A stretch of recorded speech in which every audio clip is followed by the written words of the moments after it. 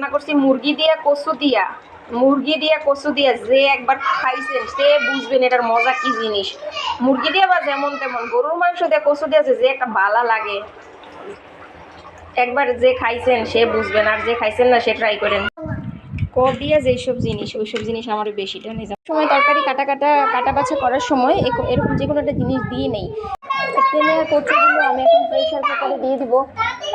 Pressure কুকারে দেওয়ার উদ্দেশ্যটা হচ্ছে এমনিতেই কচু সিদ্ধ হয়ে যায় খুব তাড়াতাড়ি, কিন্তু প্রেশার কুকারে কেন দিলাম, আমার হচ্ছে সময় খুবই কম, 10-15 মিনিটের মধ্যে আমার ছেলে খেতে চলে আসবে।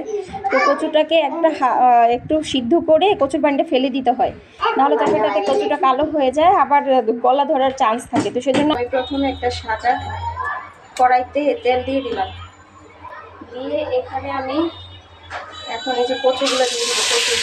এই কচুগুলো আমি আগেই সিদ্ধ করে রেখেছিলাম, দিয়ে দিব সিদ্ধ করা কচুগুলো। সিদ্ধ করা কচুগুলো আমি লবণ আর হলুদ দিয়ে ভেজে নিব। এখন হলুদের গুঁড়া কচু,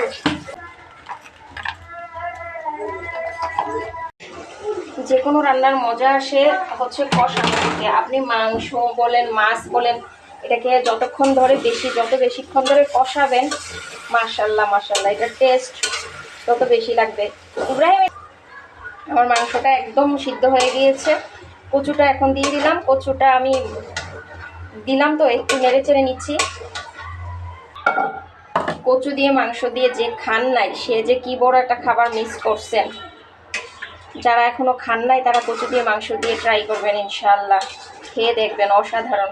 মুরগির মাংসটা বা যেমন তেমন, গরুর মাংস দিয়ে কচু সেটা যে কি টেস্টি, যে একবার খাইছে সে জানে যে কচু আর গরুর মাংস কেমন টেস্টি।